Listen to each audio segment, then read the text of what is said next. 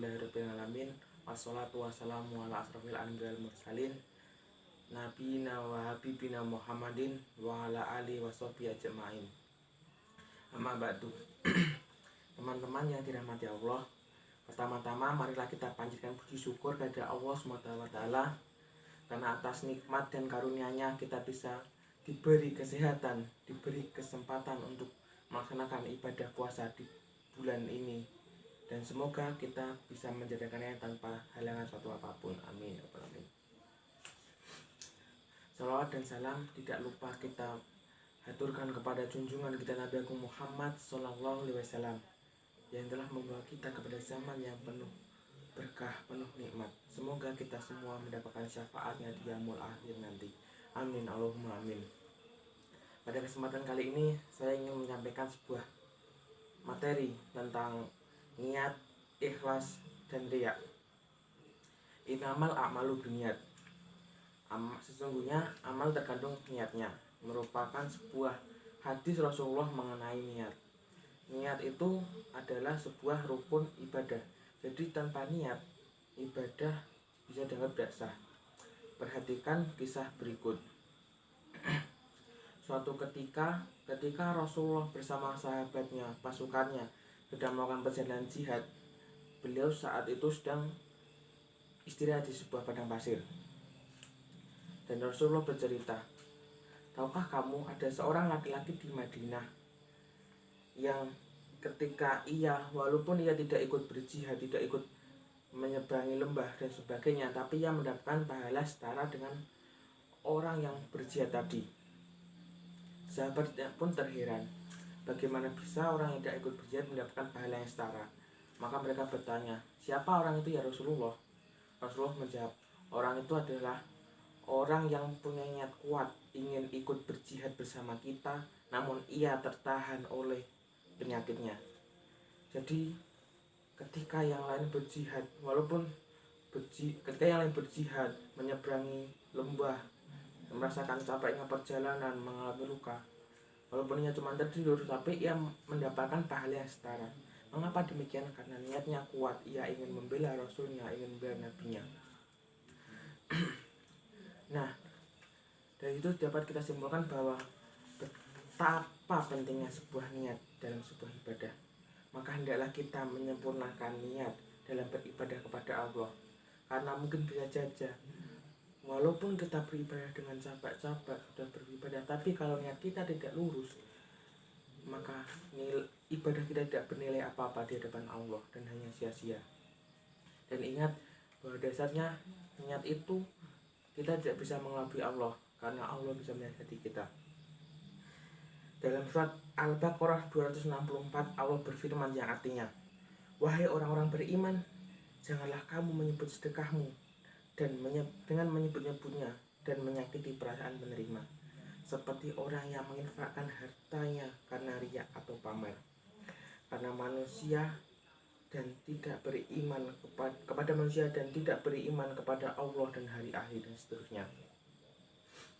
Dalam surat Al-Baqarah 264 ini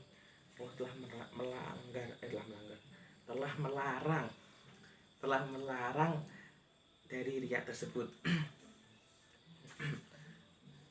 Nah, kita sebaiknya meluruskan, menyempurnakan niat kita sebelum ibadah. Perhatikan kisah berikut ini. Suatu ketika Rasulullah bercerita, dahulu ada seorang laki-laki yang ingin bersedekah. Suatu malam dia berdoa, ya Allah, aku ingin bersedekah kepada orang yang aku temui pertama kali saat keluar rumah. Nah, setelah itu ia keluar rumah dengan membawa hartanya. Ketika ia keluar rumah, ia bertemu seorang laki-laki dan ia memberikan hartanya itu. Laki-laki itu tersenyum dan pergi. Keesokan harinya tetangganya heboh. Karena apa? Mereka menceritakan bahwa ada seorang perampok yang mendapatkan sedekah. Si laki-laki tersebut tersadar, ternyata dia salah sasaran. Ia mensedekahkan hartanya kepada seorang perampok. Karena merasa salah sasaran, ia merasa bahwa ibadahnya tidak diterima. Keesokan harinya dia berdoa kepada Allah, ya Allah, aku ingin bersedekah kembali pada orang yang pertama kali aku ketemui di rumah. Esokan harinya ia kembali keluar dan bertemu seorang wanita, dan kembali ia memberikan hartanya kepada wanita itu. Keesokannya lagi, tetangganya kembali heboh. Mereka menceritakan bahwa ada seorang wanita pezina yang mendapatkan sebuah sedekah. Ia kembali sedih karena ia merasa sedekahnya tidak tepat sasaran. Dan hari berikutnya dia berdoa, "Ya Allah, aku ingin bersedekah, tapi pada orang yang benar-benar berhak menerima. Maka bimbinglah aku ya Allah." Dan di hari ketiga ia kembali keluar dengan membawa harta sedekahnya, dan ia bertemu dengan seorang laki-laki. Maka ia memberikan hartanya kepada laki-laki itu. Di keesokan harinya, tetangganya kembali heboh dan bercerita bahwa ada seorang lelaki kaya yang kikir yang mendapatkan sedekah. Setelah itu ia cuma tidur di rumah karena bingung tidak bisa bersedekah karena hartanya habis. Ketika ia tidur, ia bermimpi ada seorang malaikat yang diutus oleh Allah SWT. Malaikat itu bertanya, "Hai Fulan, kau sudah bersedekah 3 kali. Mengapa engkau bersedih?" Kemudian seorang tadi menceritakan kisahnya yang mana ia bersedekah tak salah sasaran. Si malaikat pun berkata bahwa ketiga-tiga dari sedekahnya itu diterima Allah. Si orang tadi pun kaget, "Bagaimana bisa?"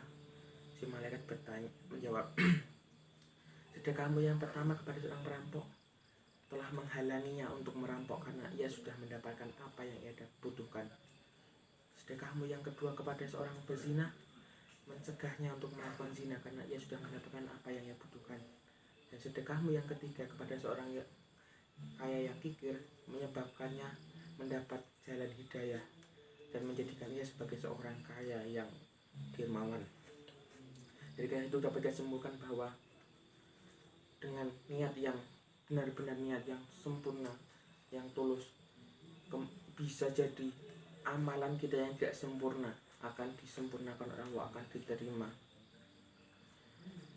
Dan selanjutnya adalah riya. Riya dan ikhlas adalah dua hal yang berbeda dan berlawanan. Apa itu riya? Riya itu adalah ingin mempertontonkan, mempertunjukkan amal atau ibadah yang ia lakukan. Kita tidak bisa membedakan apakah seseorang atau menilai seseorang itu riya atau tidak, karena pada dasarnya kita tidak bisa melihat niat seseorang, kita hanya bisa melihat niat kita sendiri. Terus bagaimana cara kita untuk tidak masuk ke dalam riya, menjadi orang yang ikhlas? Caranya seperti ini. Bedanya orang yang riya dan yang ikhlas adalah ketika ia beribadah sendiri dan bersama orang.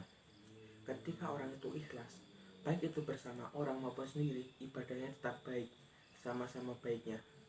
Tapi ketika orang itu riya, ketika ia bersama orang, maka dia akan membaik-baikan amalannya. Sedangkan ketika ia sendiri, ia melakukan secara asal-asalan. Misal ketika ia membaca Al-Quran, ketika ia sendiri dia membacanya secara asal-asalan. Dan ketika ia bersama orang lain, ia akan membacanya dengan begitu indah, begitu baik, seakan-akan ia seperti seorang qari internasional.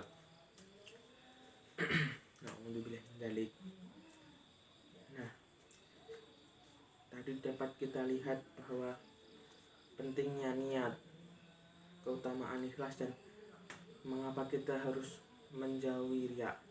Sekian dari saya. Assalamualaikum warahmatullahi wabarakatuh.